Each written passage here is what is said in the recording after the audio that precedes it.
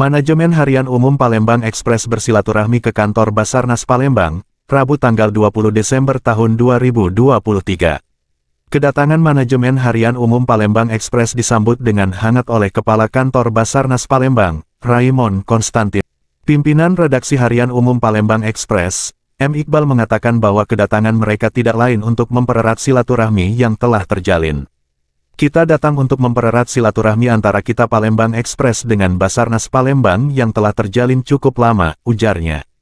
Selain itu juga sambung Iqbal, bahwa pihaknya juga memperkenalkan koran hibrid kepada keluarga besar Basarnas Palembang. Pada kesempatan ini manajemen Palembang Ekspres yang turut hadir seperti General Manager Palpres.com Sulistiawarman. Sementara itu, Kepala Kantor Basarnas Palembang, Raymond Konstantin menuturkan, bahwa ini merupakan hal yang luar biasa. Ini merupakan yang sangat baik, apalagi mempererat silaturahmi dengan Basarnas Palembang dan Harian Umum Palembang Ekspres, tambahnya. Ia juga memastikan bahwa pihaknya siap melakukan sinergi dengan Harian Umum Palembang Ekspres.